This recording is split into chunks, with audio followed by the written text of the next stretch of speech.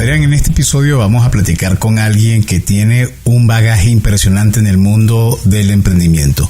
Alguien que ha viajado por 70 países, coach, lee de 2 a 3 libros a la semana y su mantra es volverte consciente de qué es lo que va a mover la aguja. ¿Qué te pareció? La verdad es que es impresionante. Lorena Sánchez García es directora general de Founders Institute Capítulo México, pero además formó parte de Linio Mafia y de Rappi Mafia, lo cual no muchos lo pueden decir. Y ahora liderea este instituto donde, tomando un curso de 14 semanas, un emprendedor puede salir con un proyecto completo y dándose cuenta de si quiere o no emprender con el socio con el que llegó. La verdad es que vale muchísimo la pena, no lo duden. Si están pensando en emprender, este es el episodio a escuchar.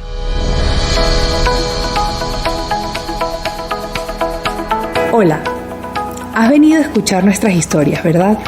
Entonces, bienvenido a Cuentos Corporativos, el podcast donde Adolfo Álvarez y Adrián Palomares hacen de juglares y nos traen relatos acerca del mundo de las empresas y de sus protagonistas.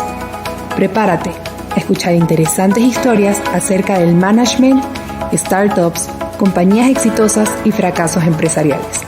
Pon a tono tus oídos y disfruta de este nuevo capítulo de Cuentos Corporativos. Y como todo cuento, este también empieza con un había una vez. Que lo disfrutes. Adolfo, aunque no hay indicadores que hablen del fracaso de las startups tecnológicas, es claro que se enfrentan a muchísimos factores que afectan su desarrollo, como la experiencia del grupo fundador, la definición de estrategias, la falta de acceso a capital, en fin, es claro que el riesgo de fracasar siempre está latente. Adrián, fíjate que recientemente vi una investigación del INEGI donde señala que la esperanza de vida de los negocios en México, nos muestra que cada 100 empresas creadas, 64 mueren. Estamos hablando de poco más del 60%. Eso en su primer año. 72 mueren a los 5 y en el lapso de 10 años solo sobreviven 20. El 20% después de 10 años. Ahora, eso también explica varias cosas. Tenemos en México más de 5 millones de empresas creadas. Hay un ir y venir impresionante de este tipo de creación y de cierre. Entonces, proteger a un negocio que se está iniciando es crucial, porque es la manera de desarrollarlo y acompañarlo hasta llegar a la etapa adecuada. Pues hoy vamos a platicar con una experta en el tema. Así que arranquemos nuestro episodio diciendo, como siempre, las palabras mágicas. Había una vez una joven que se apasionó por las startups y el emprendimiento. Ella decidió estudiar ingeniería química en el Instituto Tecnológico de Estudios Superiores en Monterrey, para luego hacer un MBA en Kellogg. Inicia su experiencia profesional en L'Oréal New York y Natura, en donde se especializa en la gestión de marca y operaciones comerciales. Ahora, lo interesante es que después de pasar del mundo de la belleza, ocupa en Cemex el cargo de Product Manager en Europa. Lideró equipos comerciales y de operaciones en línea. Creó EnvíoClick, un agregador de comparación de envíos. También creó, operó y vendió Urban Guild y Almacén Botanicals. Además, ocupó la posición de Global Head de Paga con Rappi, donde desarrolló este producto a nivel LATAM. Y muy recientemente, es un dato que tenemos en caliente, también ha estado en Story, en la parte de Growth, y ya nos va a contar un poco más acerca de eso. Se trata de Lorena Sánchez, director del Founder Institute en México, la mayor incubadora de empresas en el mundo, con operación en más de 180 países, donde las ideas se convierten en startups listas para levantar capital, y de ahí hacer negocios globales. Y como resultado de los programas del Founder Institute, vale la pena mencionar que los ex alumnos de esta incubadora han levantado más de 1.5 billones de dólares y construyen negocios en más de 200 ciudades en 6 continentes. Bienvenida, Lorena, a Cuentos Corporativos, un gusto tenerte con nosotros. Muchas gracias, Adolfo, Adrián, muchas gracias por la invitación. Estoy súper contenta de estar acá con ustedes. Lourdes, también gracias por estar con nosotros. Y pues bueno, gracias por esa súper introducción y me la creo. Oye, Lorena, vamos a comenzar con un reto. Tienes 3 minutos para contarnos tu lado personal. Ya hablamos de la parte curricular y todo esto, pero ahora cuéntanos qué te gusta hacer cuando no estás trabajando. Déjanos conocer un poco más de ti. A ver, creo que hay 3 cosas bien importantes que saber de mí cuando no estoy trabajando. Lo primero es que me gusta mucho leer. Soy bien nerd, entonces me echo probablemente 1 o 2 libros a la semana. Más o menos leo entre 60 en un año malo a 120 y algo libros en un año. Entonces, eso es algo muy de mí, que soy muy apasionada de leer. Y creo que me gusta mucho leer por 2 cosas, ¿no? Me gusta mucho aprender cosas nuevas. Y en ese aprender cosas nuevas, para que se den una idea, me certifiqué como maestra de yoga. Me certifiqué en Bali, después en la India hice el entrenamiento avanzado. Ahorita estoy estudiando una certificación de coaching para ser coach ontológica. Y bueno, otra de las cosas que hago en mis ratos libres, pues me gusta mucho viajar. He viajado a más de 70 países. Entonces, eso es otra de las cosas que creo que también por eso me gusta mucho leer, porque es una forma de viajar sin moverme de mi tablet. Entonces, creo que esas son 3 cosas sobre mí que no normalmente saben. Y bueno, la última es me gusta mucho ayudar a emprendedores. Entonces, por eso fue por lo que empezó este tema del Founder Institute más como un hobby que como una ocupación. De hecho, es algo a lo que no necesariamente hacemos de tiempo completo y que tiene que ver con la dinámica de cómo funciona Founder Institute, pero es el cuánto me apasiona hacer lo que hago, ¿no? Ahora, tú debes ser alguien muy estructurado, muy planificado, Lorena.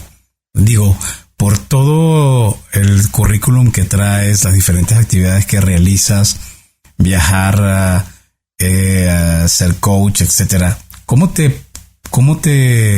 es tu hack, dirías, para poder hacer todo esto? A ver, creo que hay 2 o 3 cosas bien importantes también ahí para mí, ¿no? Lo primero es, soy muy estricta con mi calendario, o sea, si no está en mi agenda, no pasó. Entonces, eso es una de ellas. La segunda es, me gusta mucho ponerme como que objetivos diarios y semanales y mensuales de qué cosas son importantes, qué cosas son urgentes y qué cosas son necesarias. Entonces, todos los días hago como 15 minutos de priorizar mi calendario, pero eso me ayuda a ser muy efectiva en saber qué es lo que no se puede acabar el día de hoy sin que haya hecho, ¿no? Y, o sea, soy así para todo. Desde me pongo a dieta y tengo una hojita donde voy traqueando si dormí bien, si tomé mis 2 litros de agua, si me salí a hacer ejercicio, qué hice, si comí verduras bien, si hice la dieta o rompí la dieta, y si rompí la dieta poquito o mucho. Entonces eso también me ayuda mucho a estructurar dónde la estoy regando para poder aprender de eso y poder corregirlo. Y pues creo que otra cosa que también aprendes, y que eso se lo debo a Bilbao y a Simón y al equipo de Rappi, es como el volverte muy consciente de qué es lo que va a mover la aguja, ¿no? Y que va a mover la aguja rápido. Entonces te obsesionas por saber cuáles son esas cosas importantes, y entonces esas son a las que más le dedicas foco. Oye, Lorena, y a ver, platícanos, ¿cómo es que una ingeniera química termina metida en el tema de las startups? ¿Cómo llegas al mundo o al ecosistema emprendedor? Pues a ver, creo que es algo que pasó toda mi carrera, ¿no? O sea, y toda mi vida. La realidad es que creo que mi primer emprendimiento lo tuve cuando tuve como 5 o 6 años. Y pues siempre he sido una chava más alta y más grande que el promedio. Entonces mi primer emprendimiento era comprar con propina en los recreos en el colegio. Entonces yo les decía a las chavas, no se vayan a formar, díganme qué quieren y yo les traigo su pedido. Entonces yo era como la Rappi del recreo. Entonces ese fue mi primer emprendimiento. Claro, compraba con propina, por eso se llamaba compro con propina. Lo segundo, pues fui scout, entonces mucho de lo que teníamos que hacer para levantar dinero, para poder irnos al campamento, pues había que vender de todo, ¿no? Un día había que limpiar coches, otro día había que vender dulces y otro día había que hacer galletas y vender galletas o hacer pollo coas o hamburguesadas. Y pues mis papás, los dos tienen su propio negocio, entonces creo que también es algo que vi en mi casa. Mis abuelos también tuvieron sus negocios, entonces como que creo que es la única forma que se conocía en mi casa de hacer las cosas. De hecho, como que mucha de la esperanza de mis papás cuando me mandaron al TEC a estudiar era, ay, a lo mejor sí no sale Godín. Entonces Y de hecho, a ver, sí salí godín. Mi primer trabajo fue en L'Oréal en Alemania. Trabajé en operaciones y me di cuenta que la gente que hacía los productos padres estaba en marketing. Entonces, cuando yo volví a México después de que me gradué, fue como, bueno, yo quiero trabajar en marketing en belleza. Y obviamente todos me decían, no, eres ingeniera química, por. Entonces terminé trabajando en Cemex. Pero en Cemex trabajé en un equipo muy peculiar. Trabajé en un equipo de mergers and acquisitions. ¿En México o afuera? Empecé aquí en México, pero luego me mandaron a la primera compra, que fue la compra de RMC. RMC era una compañía que era gigantesca, era del mismo tamaño de Cemex, entonces Cemex se duplicó por comprar esa compañía. En ese momento, yo recuerdo, yo trabajé en Lafarge hace muchos años y recuerdo cuando Cemex cuando hace la compra, creo que era el tercero a nivel mundial y eso lo catapultó. Sí, eso lo volvió el primero y entonces, pues fue una experiencia súper interesante porque éramos como una startup adentro de Cemex. Que a ver, si a mí me preguntas, Cemex siempre ha tenido como un mindset muy emprendedor, ¿no? Que es este mindset de Monterrey, este mindset regio de moverse rápido, de la tecnología, de la industria. Y pues a ver, la forma en la que Cemex era exitoso era usando tecnología para sacarle jugo a todas esas integraciones. Entonces, pues ahí fue, por un lado, mi primer exposure a hacer tech y por otro lado, mi primer exposure a una cultura más emprendedora. Okay. Y entonces, después de Cemex, me voy a la maestría. Y en la maestría dije, bueno, voy a hacer major en entrepreneurship. Y de hecho tomé un montón de clases de entrepreneurship, pero dije, me gustaría tener un emprendimiento de belleza. Entonces creo que para poder sacarla del estadio, me hace falta ver más box. Entonces voy a trabajar en belleza. Así que trabajé primero en L'Oréal. En L'Oréal, ahí sí me quería morir. Porque era una cultura súper corporativa, súper jerárquica. Y eso que L'Oréal tiene una cultura más creativa, ¿no? Porque es una industria creativa. Entonces, o sea, yo creo que si yo hubiera trabajado en una industria súper tradicional, en una compañía tradicional, me hubiera vuelto loca. Entonces, de L'Oréal me voy a trabajar a Natura. ¿Cuál de las veces? En total, la suma. La suma fueron casi 2 años. Imagínate, casi 2 años. Y al final, entonces te sentías por lo que transmites, como que te asfixió un poco, ¿no? Sí, o sea, porque era un lugar muy restrictivo. O sea, para que te des una idea, creo que también fue una combinación de dónde trabajé, ¿no? O sea, trabajé en la operación de Nueva York. Al último, trabajé haciendo una marca muy grande que es Lancôme. Lancôme es la joya de la corona y el mercado de Estados Unidos es el mercado más grande para Lancôme a nivel mundial. Para que se den una idea, más o menos es el 10% del P&L de L'Oréal a nivel mundial. Entonces, pues el CEO del mundo mundial tenía que aprobar qué copy salía en las botellas, cómo se veía la foto de Julia Roberts en el advertising. Entonces, pues eso hacía que no tuviéramos una cultura nada ágil. Todo pasaba por 400,000 aprobaciones y aparte al ser belleza no era como que había muchos números, ¿no? Era como, yo creo que este empaque se ve muy naranja el dorado y no muy amarillo. Debería verse más amarillo para que se vea más premium. Y basado en yo creo, pues era como ibas iterando el producto 400,000 veces. Y pues no sacabas nada al mercado hasta que pasaba un montón de tiempo. Pero yo en ese momento creía que era mucho mejor trabajar en belleza que trabajar, por ejemplo, en farma, ¿no? O sea, me hubiera vuelto loca de esperar 5 años a que me dieran una licencia para hacer algo en farma. Entonces, ahí fue como este segundo punto de quiebre porque me voy a trabajar a Natura. Que en ese momento tenía más un ambiente de startup, ¿no? En ese momento. En Natura sí. O sea, en Natura, para que se den una idea, hacía más o menos 5 años que habían hecho el IPO en Bovespa, en la Bolsa de Brasil. Entonces todavía era una compañía donde los founders estaban muy presentes, donde recién había un CEO que no eran los founders, y entonces recién se estaba empezando a formar esta cultura corporativa. Entonces trabajo en un proyecto primero en Brasil por un par de meses, el proyecto no funciona, es un proyecto de hecho de e-commerce, y de ahí me mueven a un proyecto para llevar a Latinoamérica como toda la estructura de marca y comercial y de marketing que existía en Brasil, pero para hacer para todos los países nuevos, ¿no? Donde nuevos digo entre comillas porque Argentina tenía casi 30 años de operación de Natura y Chile tenía como 20, pero México y Colombia tenían 3 y 5. Entonces, justo ahí pues hizo un ambiente muy de startup. De hecho, me da mucha risa porque casi toda la gente que trabajamos en nuestra unidad de negocio, hoy estamos haciendo algo en el mundo startup. Desde emprendedores de negocios chiquitos, emprendedores de negocios medianos, aceleradoras, negocios grandes de tecnología. Y pues es súper chistoso porque fue como el también conjuntar a estas personas que teníamos como un carácter más emprendedor en este proyecto. Entonces creo que, por eso digo que siento que es algo que pasó toda la vida, ¿no? Hasta que por fin pasó, que fue, estando en Natura, me mandaron a hacer un proyecto acá a México. Me reencuentro con mi mejor amigo de la carrera y le digo, oye, como que quiero hacer un negocio, y él me dijo que también quería hacer un negocio. Él trabajaba en Avon, yo trabajaba en Natura, y decíamos, ¿por qué no hacemos el Avon del siglo XXI?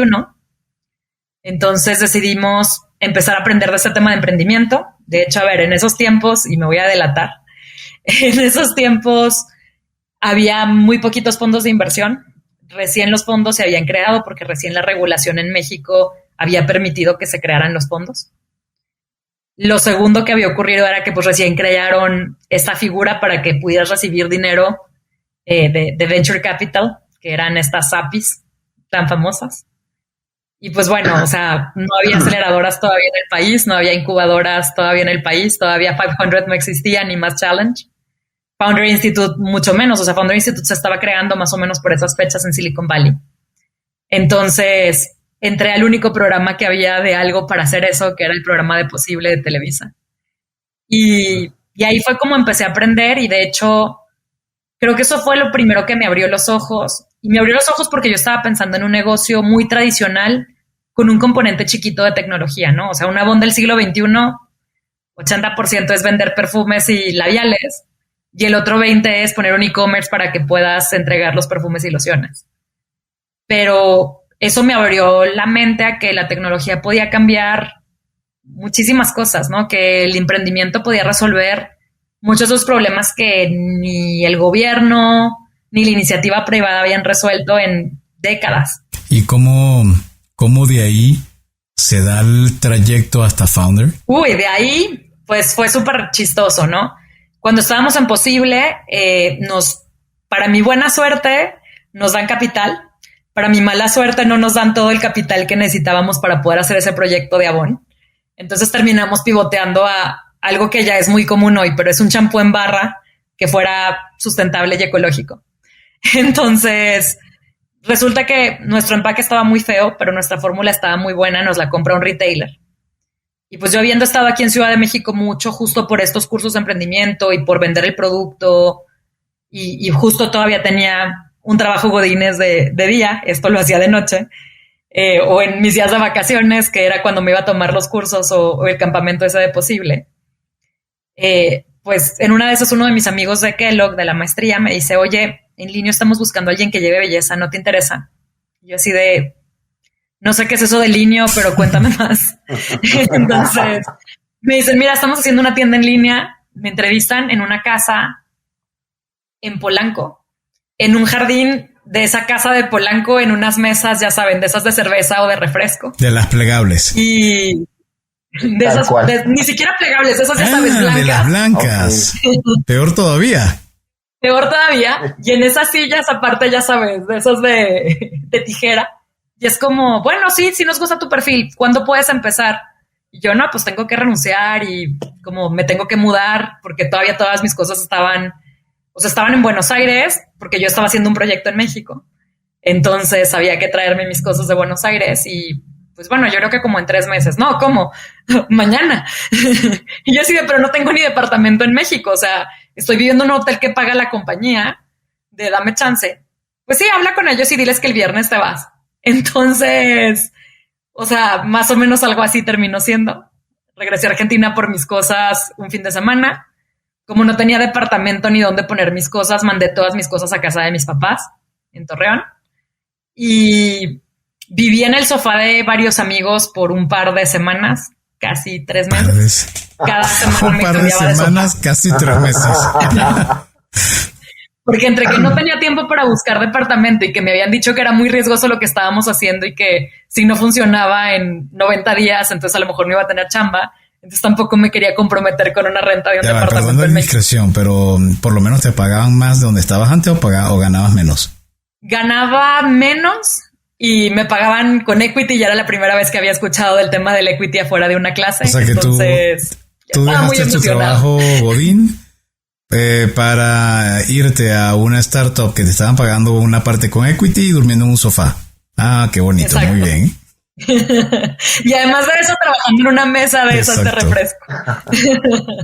¿Y fuiste de los primeros empleados en Linio en México? No necesariamente, fui más o menos como la empleada 100. ¿Te tocó trabajar con Carlos García? Sí, Carlos de hecho ya estaba. Carlos ya llevaba un ratito.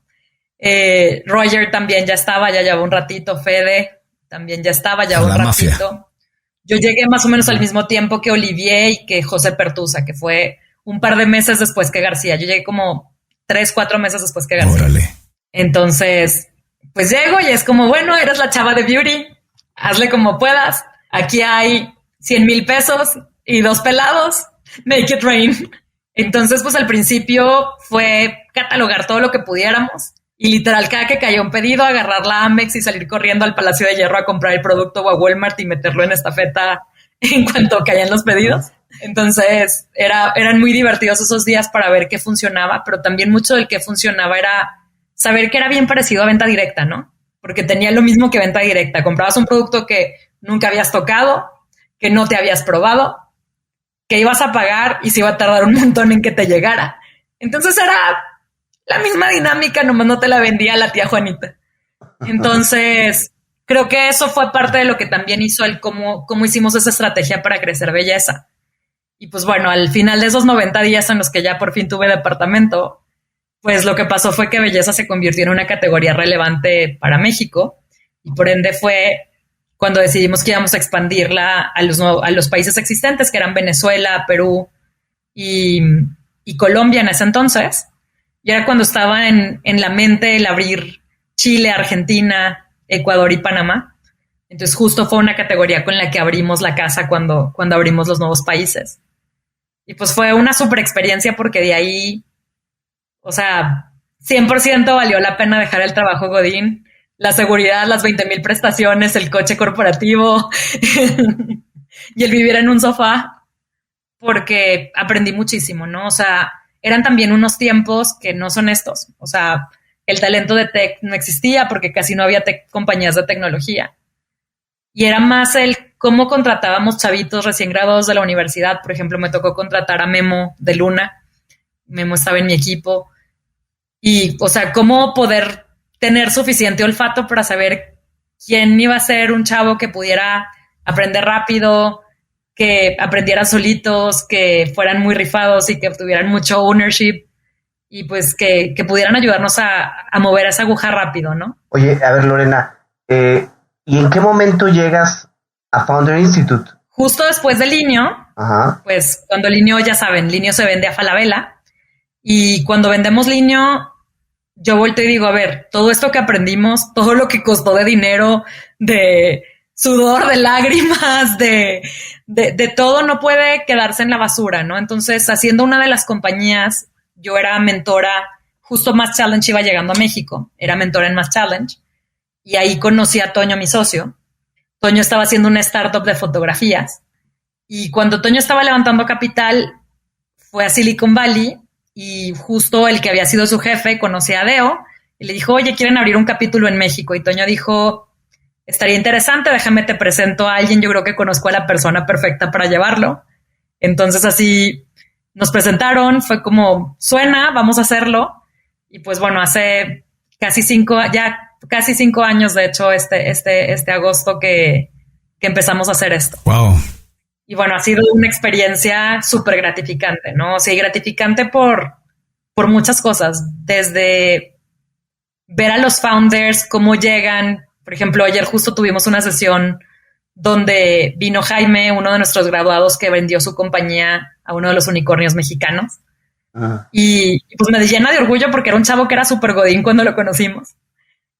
Como, por ejemplo, teníamos un founder que era súper tímido, le daba muchísima vergüenza pichar, le daba mucha vergüenza pararse y estar en público, y como hoy es una persona súper segura, cómo le cambió la vida, aparte radicalmente, este cambio de chip que les decimos siempre que hacemos en el programa, ¿no? ¿Y qué sientes que hace que Founders logre generar ese cambio? ¿Cuál es el diferenciador? Ahora sí, danos el pitch de Founder Institute. A ver, creo que para mí Founder Institute hay principalmente 3 cosas que lo hacen diferentes, ¿no? Lo primero es una compañía que está hecha de founders y para founders. Entonces, ¿qué quiere decir eso? Que no hay nadie que te dé una clase que no haya tenido una compañía o sea un operator de una compañía.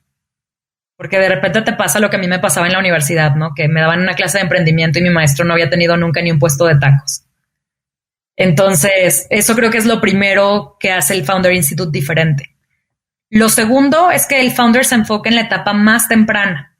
O sea, ¿qué me refiero con la etapa más temprana?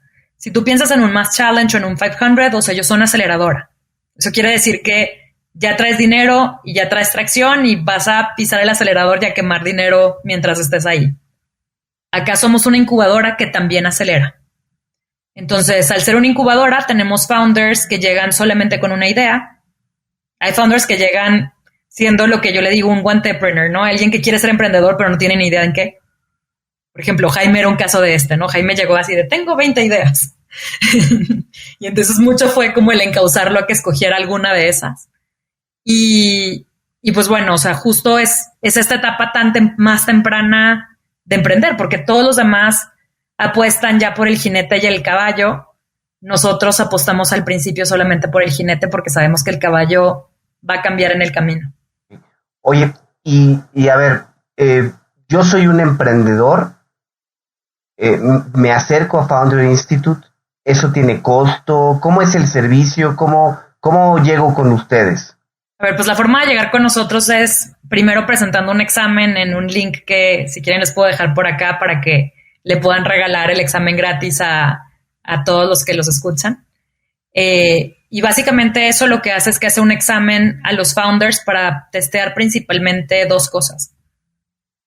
Una, su carácter como personas y 2, su habilidad mental. Entonces, el tema de carácter está correlacionado con muchos emprendedores de Silicon Valley y puede predecir con 90% de certeza qué tan buen emprendedor va a ser esa persona solamente por ese examen. Y ese examen, de hecho, lo hemos correlacionado tanto con emprendedores de Silicon Valley como de acá de la región. Y pues bueno, cada vez se va volviendo más accurate en cómo puede hacer esa predicción.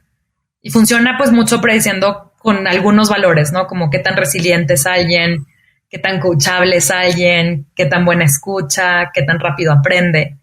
Entonces, contra eso se hace ese examen. Si pasan, entonces podemos aceptarlos en el programa. Y ahí lo que hay que hacer es firmar los términos y condiciones y hacer el pago. Normalmente es de $699. Tenemos un early bird, que ese es también un tip por si alguien quiere aplicar para el siguiente cohort o para que tenemos abierto.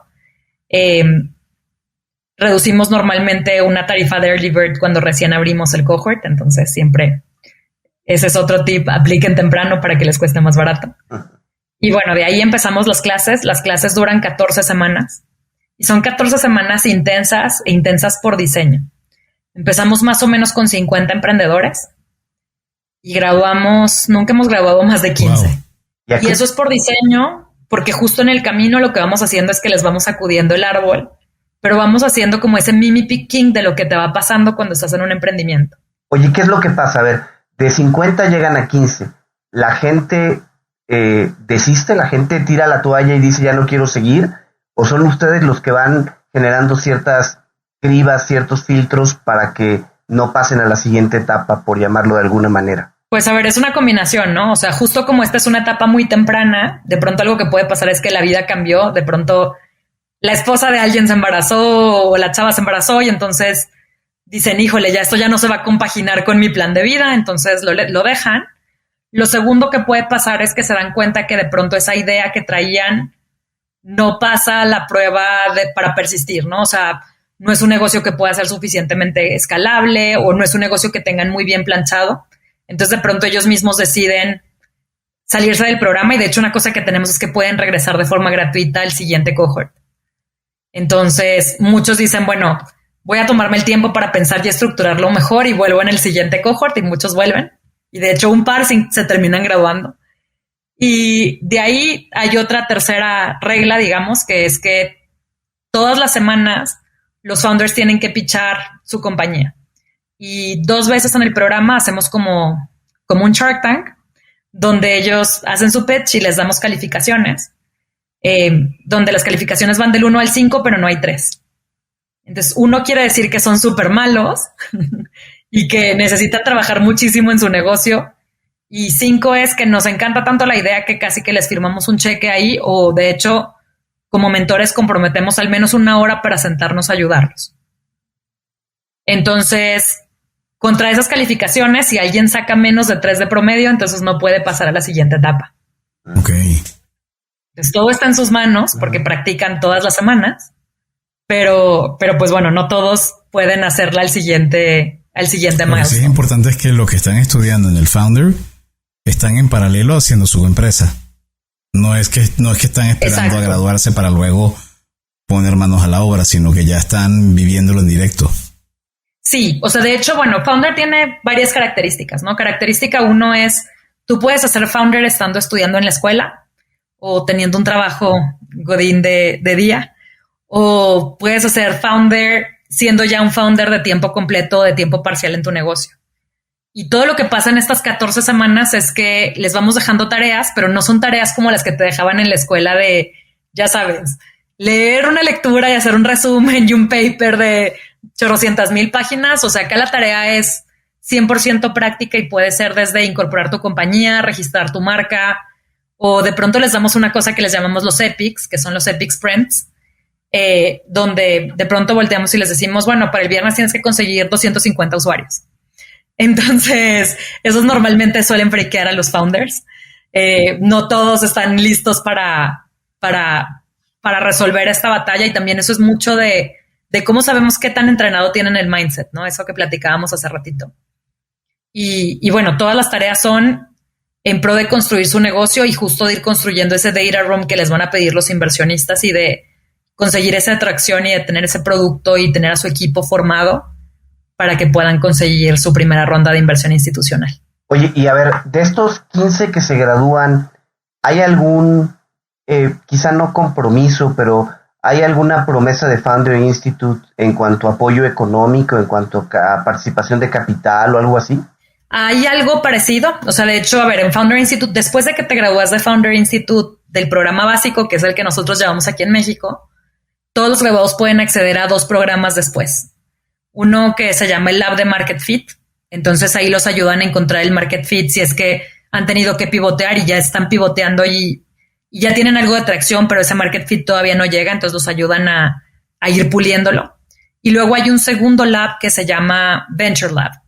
Entonces en ese lab lo que hacen es ayudarles a los founders a conseguir inversionistas, les presentan inversionistas, les enseñan cómo hacer los decks, les enseñan a negociar, les enseñan a leer lo que hay escrito en los contratos, porque pues obviamente no mucha gente sabe qué es un drag along, un tag along, si algunas prácticas son medias canibalísticas cuando están firmando los term sheets. Entonces les ayudan a negociar el term sheet y les ayudan a ver las condiciones para operar la compañía. Entonces eso es parte de ese compromiso que tenemos en Founder. Y de hecho, cuando alguien se gradúa, nosotros tenemos una opción de compra del 2.5% de la compañía, y esa compra se hace al precio institucional que se fija en la primera ronda institucional. Entonces, obviamente, el founder tiene también este interés porque logran sacar la mejor valuación, porque pues de eso también va a depender el cómo le vaya a ir en ese portafolio que crea con las compañías en las que invierte. Lorena, ahorita vamos a ir a una pausa, pero al regreso te quisiera preguntar, de todos los proyectos que hasta ahora tú has visto, ¿cuál es para ti uno de los más relevantes y que sientes que dices, wow, esta es una idea killer, realmente la mejor de todas? ¿Nos lo respondes, por favor, al regreso?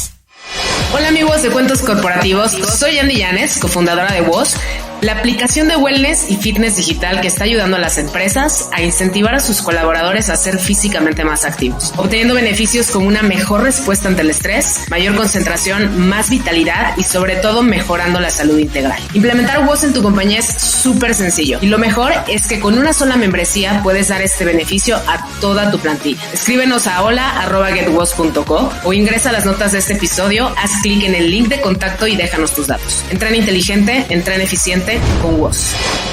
Muy bien, Lorena, entonces nos comentabas antes de la pausa que Founders ha establecido que una vez que los participantes dentro de Founder Institute desarrollan su proyecto y además ya se gradúan, ceden el 2.5% o Founder compra el 2.5% de la empresa.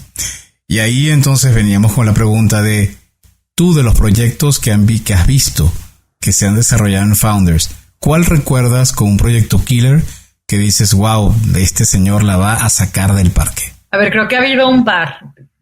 O sea, uno era justo este proyecto de Jaime que hizo un tema de vitaminas y suplementos. Y, o sea, yo sabía que esa era una categoría que era súper buena porque era de las que mejor nos iba en línea. Y que había un espacio todavía gigantesco para atacarla. Entonces, yo sabía que ese era un buen negocio y un buen modelo. Otra de las compañías que he visto que se me hace muy interesante porque resolvió un problema fuerte que existe realmente es una compañía que hace una pasarela de pagos con blockchain, pero para compras muy grandes. O sea, hoy, ¿cuál es el problema? Que, por ejemplo, si yo quiero comprar maquinaria, yo te mando un SPAY, pero ¿qué pasa si luego tú no me mandas la maquinaria o no me prestas el servicio en tiempo y forma? O sea, no hay forma en la que alguien haga ese arbitraje, digamos, para que eso pase, porque tú ya tienes el dinero. Entonces esto es como un PayPal, pero para estas compras grandotas que hoy pasan por Space. Entonces creo que eso también fue algo que se me hizo muy interesante por cómo había empezado el negocio y por cómo va pivoteando ahora el emprendedor. Creo que lo tercero interesante que he visto es un tema en salud. Un founder que estaba haciendo un tema de diabetes, que aunque el mercado es muy chiquito, a ver, el impacto es gigante porque, pues, a fin de cuentas, ¿qué satisfacción más grande quieres que salvar vidas? Que no necesariamente es ese reward monetario. Y entonces parte de lo padre de estar en una aceleradora que no tiene tesis y que se concentra en founders, ¿no? En lo que platicábamos ahorita de los jinetes, porque hemos visto proyectos de todo, proyectos de educación, proyectos de fintech, proyectos de consumo, proyectos de salud, productos de health tech, productos de proptech, de aeronáutica, de todo un poco. Todo. Uh-huh. Oye, a ver, por lo que comentas de los proyectos exitosos, parecería que todavía son empresas muy jóvenes, pero a nivel internacional, ¿qué marcas de empresas más conocidas han pasado por Founder Institute que nos puedas mencionar? A ver, creo que la más conocida y que probablemente todos conozcan es Udemy. Entonces, Udemy de hecho salió de Founder Institute y pues es un mega logro, ¿no? Porque es unos founders inmigrantes en Estados Unidos que llegaron con la idea de que querían hacer un negocio, pero ni siquiera tenían una idea cuando hicieron Udemy. Y hoy es una compañía que compite con Platzi, que compite con Creana, Doméstica, Creana. Exacto. Y que, a ver, aparte, si lo ves a nivel valuación, o sea, son una compañía que ya hizo un IPO. No sabía. Entonces, o sea, es muy padre haber podido ver ya todo este ciclo cuando eres una aceleradora que tiene menos de 10 años. Wow. ¿Y lo hizo en dónde? ¿En Estados Unidos? Lo hicieron en el cohort de San Francisco, que fue el primer cohort. Fue de hecho, si mal no recuerdo, uno de los primeros 4 cohorts que tuvo el equipo de San Francisco. Y bueno, nosotros aquí en Ciudad de México, pues este caso que les cuento, ¿no? O sea, de nuestra primera generación, ya hay uno con un exit y un exit no a cualquiera, ¿no? A uno de los unicornios. Ok. No, bueno, en verdad está increíble. Ahora, otro punto que hemos visto y hemos platicado en cuentos corporativos con otros founders es el tema de la relación entre los founders. El matrimonio no es tan bonito como suena en los podcasts, ni tan bonito como suena en la prensa. Y incluso aquí hemos visto casos donde muchas veces o se han sentido estafados o incluso hasta tienen casi que recurrir a un psicólogo, como hay parejas que van a psicólogos de esposos, de matrimonios. Ahí tengo entendido que incluso hasta existen psicólogos para founders. ¿Ustedes en Founder Institute tocan ese tema? Sí, todo el tiempo. Y a ver, tocamos este tema todo el tiempo porque hay 2 o 3 cosas que nos gusta mucho decirles también a los founders, ¿no? Si tú te tomas muchos meses de ser novia de tu esposo, ¿por qué quieres tomarte un café y comprometerte a hacer una compañía por los próximos 10 años y ver a un pelado por 40, 60, 80 horas a la semana cuando nomás te tomaste un café con él? Entonces, o sea, para nosotros es muy importante hacer con los founders, primero que hagan su prenup, que es como este acuerdo, así como en los matrimonios, ¿no? ¿Qué pasa si nos divorciamos? ¿Quién se queda con el perro? ¿Y quién se queda con la lavadora? Entonces, con los founders es igual, ¿no? O sea, si nos separamos, ¿qué pasa con la compañía? Porque a fin de cuentas la compañía es nuestro hijo y no podemos dejar que se muera, ¿no? Porque nos peleamos.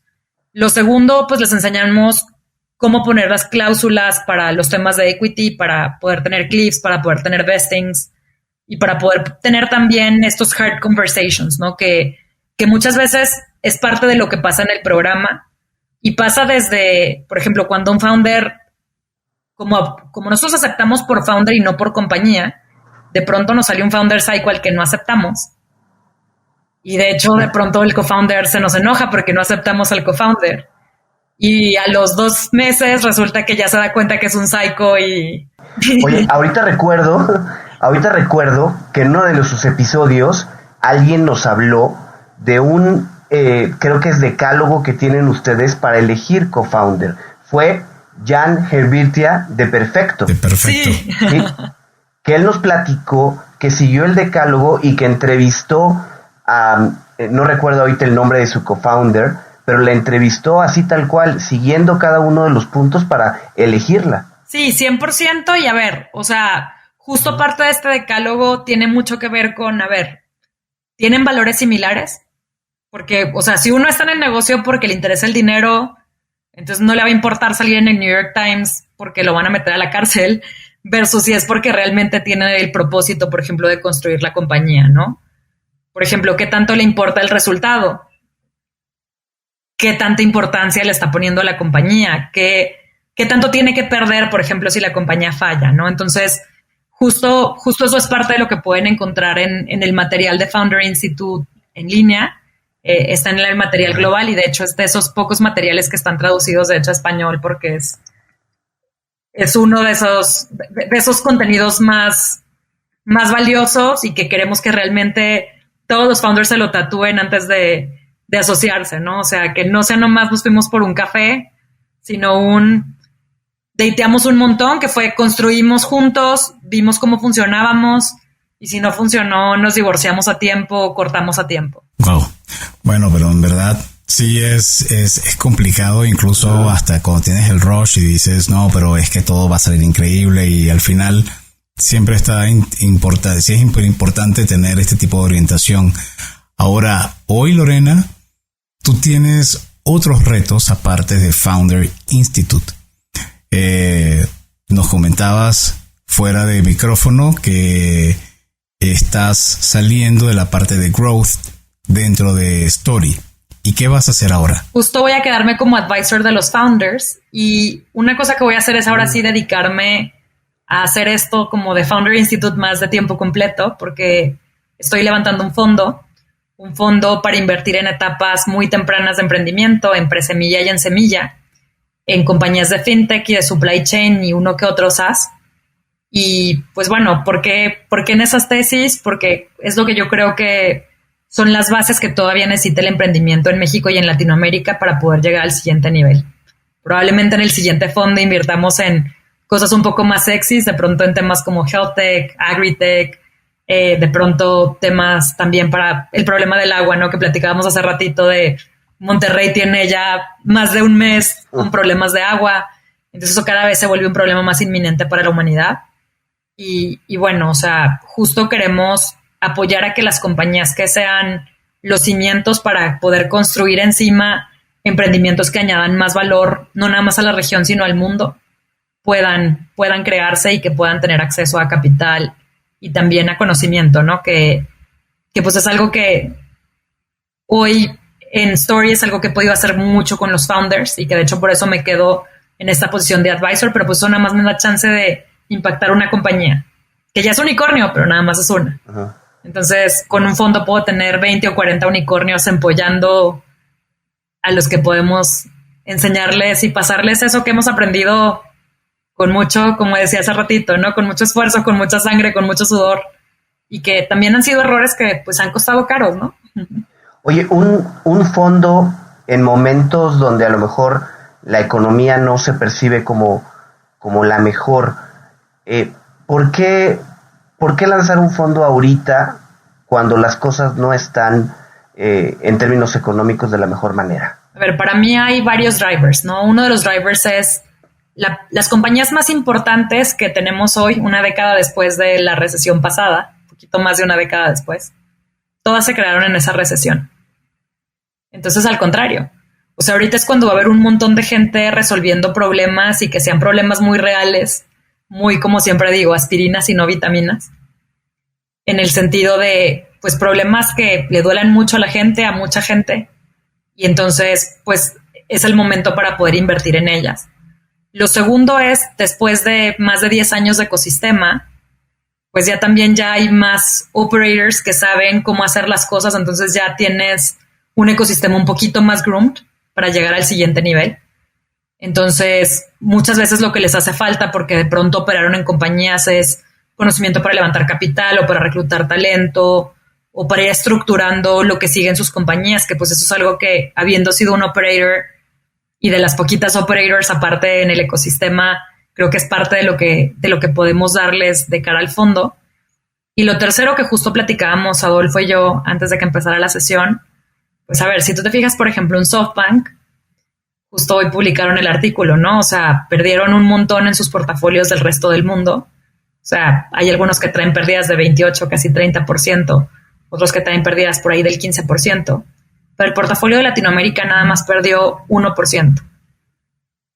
Entonces, con todo y que no están las cosas tan buenas, pues justo acá hemos estado invirtiendo en cosas que son todavía muy básicas y que tienen mucho mercado y mucho potencial para crecer. Pero también lo que platicábamos hace ratito, ¿no? Nos hemos apretado el cinto porque si te das cuenta de todo el capital que se ha levantado en la región, más o menos la mitad se lo llevaron Kavak y Rappi. Uh-huh. Entonces, la otra mitad es la que ha venido para el resto de la diversificación. Entonces, las etapas tardías probablemente son las que van a batallar más con capital porque pues hay valuaciones que de pronto muchos de los founders no van a querer bajar, pero en etapas tempranas no hay valuaciones. Es recién donde vas a ponerles la evaluación o donde van a levantar con un safe. Entonces, por eso es por lo que creo que este es el momento adecuado para hacer un fondo. Ahora, en etapas tempranas, corrígeme si me equivoco, el rush está en conseguir el product market fit. Y luego está en lo que tradicionalmente se llama quemar. Ahora, pareciera que con la nueva tendencia se está invitando a sí seguir, por supuesto, enfocándose en el product market fit, pero quemar menos, ser más profitable. ¿Tú qué opinas? 100%. Y a ver, para mí yo creo que tenía que llegar un momento en el que el mercado se corrigiera, ¿no? Porque, o sea, tampoco es sostenible y viéndolo también del otro lado, ¿no? O sea, como compañía, literal, las compañías estaban viviendo para levantar capital para dárselo todo a Facebook y a Google. Literal. Uh-huh. Entonces, ¿qué pasa si realmente te concentras en construir una marca, en construir crecimiento orgánico, en construir ese amor verdadero de los usuarios? Entonces, eso también te puede dar una velocidad de crecimiento muy rápida. O sea, a ver, velo con Nubank en Brasil. O sea, Nubank, la cantidad de dinero que invirtió para poder crecer lo que creció en Brasil, o sea, casi todo se lo gastó en marketing, pero eso es algo que aparte es sustentable porque sí es una inversión. Facebook y Google en pauta es un gasto.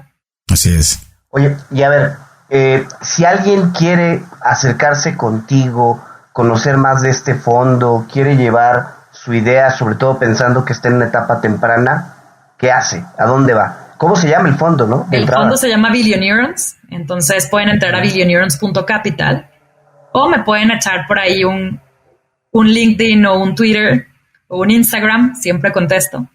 Entonces, y contarme qué están construyendo. Y de pronto, si están en nuestra tesis, nos encantará saber más de eso. Si no están en nuestra tesis, probablemente podamos darles algún consejo o conectarlos con algún fondo que sí esté en la tesis. Y bueno, y la pregunta de rigor que siempre hacemos en Cuentos Corporativos. ¿Cómo ves a Founder Institute de aquí a por lo menos unos 5 años? Pues a ver, yo lo veo construyendo más compañías de esta etapa pretemprana, inspirando a más emprendedores. Hasta ahorita llevamos casi 500 emprendedores en estos últimos 5 años. Entonces, en los próximos sería cumplir 10. Entonces, sería llegar a nuestro primer millar. Entonces, eso para mí es algo que me enriquece. Lo segundo es, pues me gustaría empezar a ver justo esas salidas de los founders, ¿no? O sea, nos tomó 4 años y medio más o menos ver la primera salida. Entonces, es algo que me llena mucho de orgullo porque no es nada más esa primera salida, sino que va a construir ahora el emprendedor, ¿no? Ya cuando tenga finalmente su cash out y que termine como su periodo de liazón, entonces, ¿qué va a venir después? Y eso me llena de mucho orgullo. Lo segundo, el ver también cómo se van transformando como personas nuestros founders. El cómo ellos luego se convierten también en embajadores del ecosistema, ¿no? O sea, este tema del cómo tenemos este mecanismo de give back. Por ejemplo, ahorita, Adolfo, platicabas de que estabas en Lafarge. O sea, era impensable que Lafarge y Cemex se sentaran en una mesa. En nuestro ecosistema es algo más o menos común que llames al de la competencia, porque sabes que al final de cuentas no es competencia, es competencia, ¿no? Porque al final si crece el ecosistema, crecemos todos. Entonces, esa parte de seguir dando de regreso y de seguir utilizando nuestro network para poder hacer crecer el emprendimiento en la región es algo que sigue siendo muy importante en mi agenda. Y pues bueno, me gustaría ver más de esos problemas resueltos que platicábamos ahorita, ¿no? O sea, esos problemas que ni las compañías gigantes ni los gobiernos han resuelto. Justo a través de estos founders que se animan y que se la rifan. Porque una cosa que siempre he dicho es, si el que tiene tiempo es el que hace las cosas, pues entonces no habría nada de cosas hechas. Porque siempre todos lo que más nos falta es tiempo. Oye, Lorena, antes de pasar a nuestras preguntas obligadas, yo tengo una pregunta adicional. A ver, hace rato comentabas que Founder Institute apuestan más por el jinete que por el caballo. Y la pregunta es, ¿cuál es el mejor estatus o el mejor momento para mí como fundador para inscribirme en Founder Institute? Tengo que llegar con una idea. Me llega la pregunta porque también comentabas que en este proceso de las 14 semanas, pues me van a pedir cosas que hacer. Entonces, si yo quiero ser un emprendedor, pero no tengo una idea todavía concreta, ¿vale la pena que me inscriba con ustedes? Sí. ¿O cuándo es el mejor momento? A ver, nosotros tenemos 2 tracks en el mismo programa, que es el track de Launch y el track de Growth. Entonces, el track de Launch es para alguien que todavía no tiene una compañía lanzada. Entonces, su foco en las primeras 6 semanas del programa es lanzar algo. Y el track de Growth es el que ya tiene una compañía lanzada, que tiene un par de clientes, pero que tiene que conseguir más clientes en esas primeras 6 semanas. Entonces, en el track de Launch, como les contaba, o sea, Jaime llegó así de, me gustaría hacer 20 cosas, pero no sé bien qué me gustaría hacer. Y entonces justo una de sus tareas fue leer uno de los libros que va a ser de los libros que les voy a contar en un ratito. Entonces, quédense en el podcast. Y o sea, justo es el irlos guiando a cómo escoger, qué escoger y a enamorarse sobre todo del problema y no de la solución, ¿no? ¿Por qué? Porque si se me enamoran de la solución, el día que no funciona, claudican del proyecto altogether. Y la depresión debe ser muy fuerte, ¿no? Sí. Exacto. En cambio, si se enamoran del problema, pues ¿qué ocurre? No funciona esa solución, encontremos otra. E incluso, o sea, tenemos ejercicios donde obligamos a los founders a que piensen, a ver, si tu modelo no fuera B2C o D2C, fuera B2B o fuera un SaaS o fuera, ¿todavía te seguiría gustando resolver este problema? Y entonces, por eso les decimos que es como, el founder son estas 14 semanas en las que por un lado los obligamos a hacer las reflexiones difíciles que si hicieras un emprendimiento por tu cuenta te tomaría casi 2 años en hacerlo. Lo segundo que hacemos es obligarlos a tener las conversaciones difíciles con sus co-founders y a tener entregables y resultados. Y eso también a ellos los obliga a tener esas conversaciones y a ver si se alinean con valores y si se alinean a tener entregables y en la velocidad en la que entregan y en la ética de trabajo. Y pues bueno, por último, creo que lo padre es también el que tienen este network de emprendedores, tanto del ecosistema, que son todos estos mentores. Nosotros, para que se den una idea, en México tenemos más de 150 mentores y más o menos tenemos 50 emprendedores, como les contaba, cuando tenemos todavía a todo el cohort completito, que es lo que vamos a tener el 22 de agosto. Entonces, más o menos tenemos 3 mentores por un emprendedor. Por cada uno. Y pues bueno, eso es parte de lo muy padre porque pues de mentores tenemos a casi todos los unicornios de México y de la región. Entonces, pues es súper padre, ¿no? Venir a escuchar a Bilbao, escuchar a Juan Pablo Ortega, escuchar a Marlene, a Sherman, contar cómo construyeron a Adolfo. Así que es una súper experiencia. Y bueno, ese network de terapia también sirve, ¿no? Porque tienes a otra bola de locos que también están emprendiendo y que también se les están viendo negras y que nadie entiende por qué les gusta vivir en un sillón y ganar menos que cuando eran godines. Ahora, perdón que estoy igual que Adrián y yo siento que podríamos pasar con Lorena horas platicando, pero tengo una duda. Esas 14 semanas, ¿cuánto tiempo deben dedicarle a la semana? Porque la otra realidad es que los founders, si están trabajando ya en sus proyectos, sabemos que trabajan muchas veces con las uñas, tienen equipos muy pequeños, hacen administración, hacen marketing y distribuyen cajas. Entonces, más o menos, ¿cuánto tiempo en la semana tienen que dedicarle? A ver, lo mínimo hay 3 horas de clase los martes de 6:30 a 9:30 de la noche, hora de Ciudad de México. Entonces eso es lo mínimo que es ir a clase y la clase es sincrónica, ¿no? Entonces, ¿qué quiere decir? Que aunque es por Zoom, porque tenemos mentores que están en todo el mundo, principalmente en Latinoamérica, pero a lo que me refiero en todo el mundo es mucha gente, ya ven que con la pandemia luego anda de vacaciones en España o en Bali o en Brasil en una isla desierta como Bilbao. Entonces, se conectan y tienen esta clase en vivo y después les dejamos la tarea, ¿no? Y entonces, como les contaba, la tarea, pues depende de qué tan avanzado vayas en tu empresa, es cuántas horas la vas a tener que dedicar, ¿no?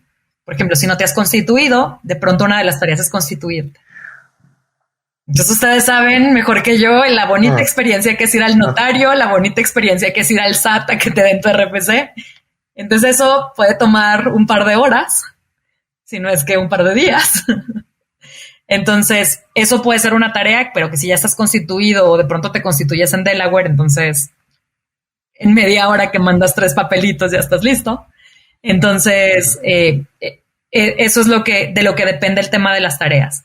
Acá justo lo que platicamos es que las tareas son tareas prácticas, ¿no? Entonces son cosas que de todos modos tú tendrías que hacer en tu negocio. Entonces, como mínimo lo que les recomendamos es que le dediquen 8 horas, entonces las 3 horas de clase y de pronto 5 horas a la semana para hacer tareas y para platicar con sus compañeros o tener horas de mentoría. Que eso, por ejemplo, si eres godín, de pronto te levantas 1 hora más temprano o a la hora de la comida, lo haces y todavía tienes tu fin de semana libre, pero que luego se nos empiezan a enamorar del negocio y empiezan a dedicarle también el fin de semana. Y entonces ahí también muchos de los ejercicios que les ponemos es que tiene que pasar para que dejes de ser godín y te dediques a esto de tiempo completo. Entonces tenemos, como decimos, ¿no? El programa Light para el que todavía es godín y tenemos el programa donde les dejamos tareas extras a los que ya están haciendo esto de tiempo completo, pero que todas esas tareas extras son para que tengan más tracción, para que tengan un producto que tengan mejor fit todavía con sus usuarios. Les lanzamos el cómo conocer mejor a sus usuarios. Entonces, de pronto temas ya de recursos humanos porque van a empezar a contratar más gente. Entonces, de pronto sentarse a escribir ahora sí ¿cuáles son los valores? ¿Qué son las cosas que vamos a prohibir hacer en esta compañía y qué son las cosas que vamos a premiar y qué son? Y ser como bien conscientes de cómo construir su cultura y cómo construir su proceso de reclutamiento. Entonces, depende, ¿no? Tenemos un programa como desastre, ¿no? A la talla de cada quien. Híjole, pues muy interesante y como decimos, podríamos pasarnos horas platicando al respecto. Vamos a pasar a las preguntas de cuentos corporativos y lo primero es, ¿te gustan los cuentos, Lorena? Me encantan. ¿Tienes algún cuento favorito? Sí, mi cuento favorito de niña era un cuento que se llamaba La sopa de botón de Donald. Y les voy a contar por qué era mi cuento favorito. Es un cuento que de hecho explica mucho como la esencia que tiene un emprendedor. Están en un pueblito y se quedan sin comida y entonces tiene que alimentar, ya saben, Donald a todos sus hijitos y a sus sobrinos. Y entonces mete un botón a hervir y hace una sopa de botón, pero les cuenta toda la historia de por qué esa sopa iba a ser mágica y súper nutritiva, ¿no? Y creo que eso es lo que hacemos muchas veces los emprendedores, ¿no?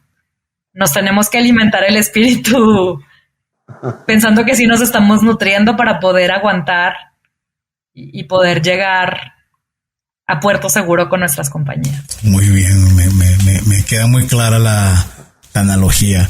Y ahora, si tuvieras que recomendar algún libro ya de negocio, de management, incluso de autoayuda, ¿cuál recomendarías? Híjole, no pude escoger nada más uno porque soy muy teta. Bienvenida. Adelante. Porque se acuerdan que les dije que leía mucho, entonces soy muy teta. Entonces, a ver, si apenas están pensando en que a lo mejor esto del emprendimiento les llama la atención, entonces yo creo que leer Discover Your True North es un libro que puede cambiarles la perspectiva de vida por completo.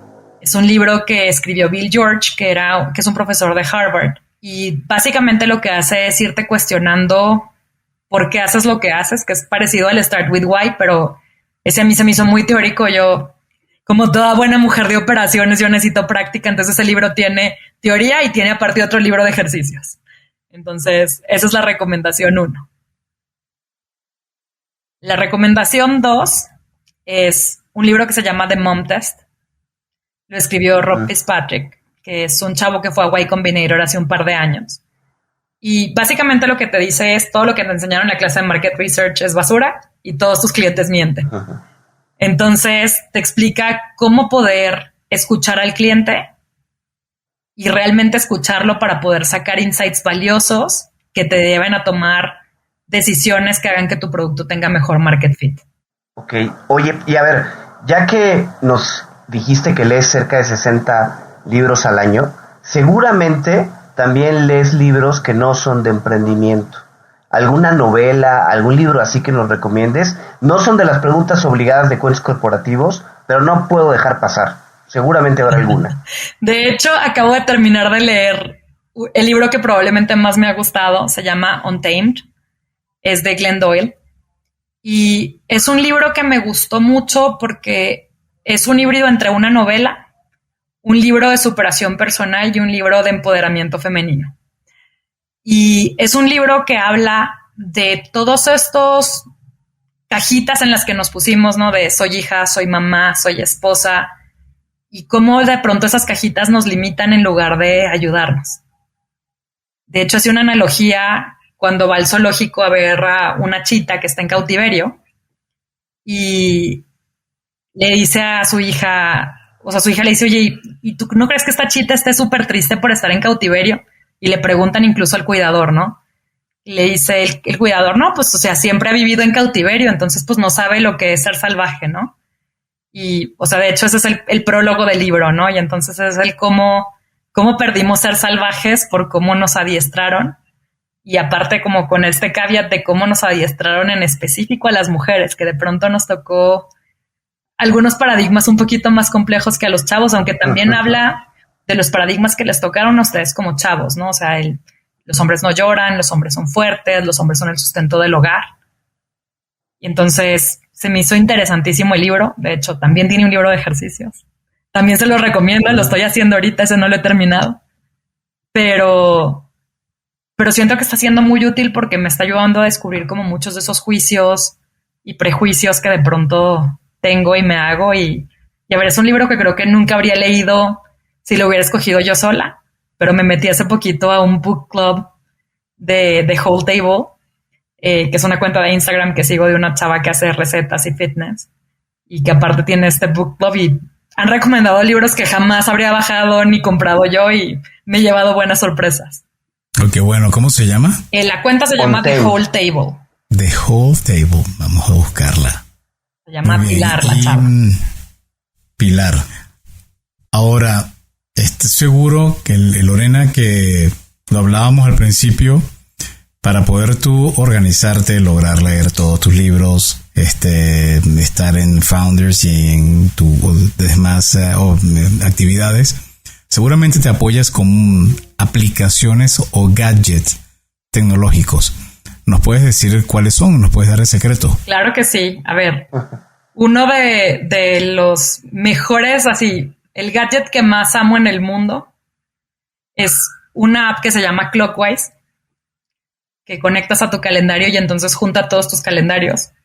Entonces así no hay con que el novio te cortó porque te invitó a cenar y se te pasó. Entonces ese me sirve un montón porque me ayuda a consolidar mi calendario de founder, mi calendario personal, mi calendario del fondo, mi calendario de story. Entonces, súper valioso. Lo segundo era eso que les contaba de tener esta rutina de revisar mi calendario. Y de hecho, ese era el tercer libro, para no irme por un libro de género, por eso no era el tercero el recomendado. El tercer libro real a recomendar es un libro que se llama Free to Focus, que es de Michael Hyatt. Y ese me gusta mucho porque te explica paso a pasito como el cómo volverte muy rigurosa con esa agenda y cómo lograr eso que les contaba que nos decía Simón siempre en Rappi, ¿no? O sea, de cómo saber qué es lo que te va a mover la aguja para que realmente puedas tener ese ownership, que es lo que tanto valora la cultura de emprendimiento y pues que te hace exitosa en el ecosistema, ¿no? Entonces, ese libro de Free to Focus se lo súper recomiendo. De hecho, Fit to Focus. Libre para enfocarse. Free to Focus. Ok. De Michael Hyatt. Y de hecho, ese mismo libro tiene unas agendas donde te ayuda a hacer ese planning que les contaba. Y luego tengo otra cosita que es mi nutrióloga y coach, es la hermana de Chris Junqueira de Nubank, se llama Tata. Y pues bueno, para estos temas más de fitness y de nutrición, eso lo llevo todavía más old school, pero hago estas hojitas que son como un Excel que se fijan que tiene cada día de la semana. Y aparte, o sea, no es un plan necesariamente, sino que es como entrenaste, no entrenaste, tomaste agua, te pesaste y cuánto pesaste ese día. Y lo llevo impreso. Y lo llevo impreso porque parte de lo que me gusta de este es que tienes la vista en una sola hoja. Al ir marcando que vas cumpliendo, como que te da este sense of accomplishment que no logras cuando tienes una app. Y aparte te deja ser muy accountable por tu resultado, porque puedes contar cómo fue tu resultado en el día, en la semana y luego en el mes para hacer tu recuento de los daños. Y darte cuenta, por ejemplo, que el día que tienes junta muy temprano no te levantas a hacer ejercicio, o que el día que te desvelaste y tomaste unos traguitos en la noche tampoco te levantaste a hacer ejercicio. Entonces, como de pronto tienes que squeeze in the training a otra hora si quieres cumplir con esa meta que te pusiste. Lorena, nada más, ¿nos puedes repetir la aplicación para sincronizar los calendarios? ¿Clockwise? Clockwise, como reloj inteligente. Clockwise, ok, muchísimas gracias. Oye, a ver, tú conoces miles seguramente de empresarios, de emprendedores en Latinoamérica. El reto viene difícil. 2 o 3 que consideres que vale la pena seguir porque están marcando tendencia o porque la van a marcar en el futuro cercano. A ver, para mí el primero sería Simón. Y a ver, la razón para seguir a Simón para mí es, creo que cambió para siempre el cómo hacemos tecnología y cómo hacemos emprendimiento en Latinoamérica, ¿no? O sea, fue el primero que se la creyó que los fondos gringos buenos podían invertir en la región. Fue el primero que dijo que podíamos construir tecnología tan padre como la de Silicon Valley acá. Fue el primero que ha pensado en cómo le ha regresado el tiempo a los usuarios para que luego los usuarios puedan hacer ejercicio en lugar de ir al súper, por ejemplo, o pasar más tiempo con sus hijos en lugar de ir al súper.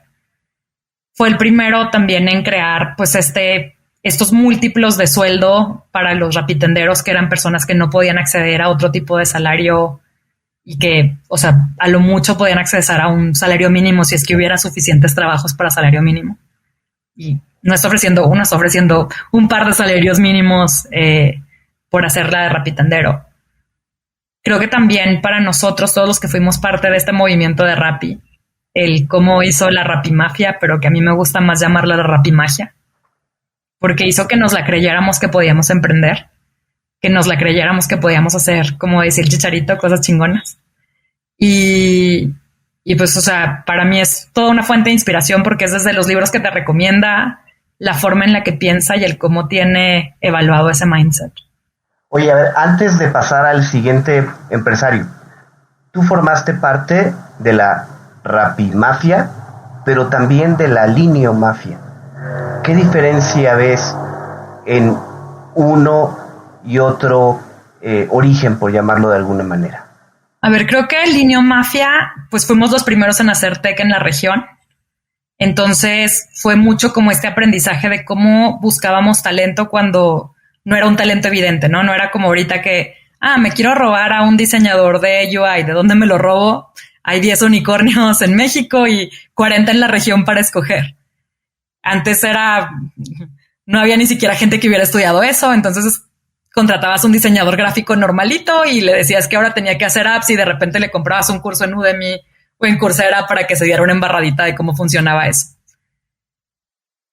En el caso de la forma en la que Rappi funciona, creo que para mí hay 3 cosas que hacen la diferencia por completo, ¿no? La primera es los valores de Rappi. O sea, a diferencia de otras compañías en las que he trabajado, los valores en Rappi realmente se viven. No es algo que está nada más pintado en la pared. Entonces, esos valores son justo lo que describe un emprendedor, que son mover la aguja rápido, estar obsesionado por el usuario y además tener ownership, ¿no? O sea, ser dueño, sentir como dueño, trabajar como dueño.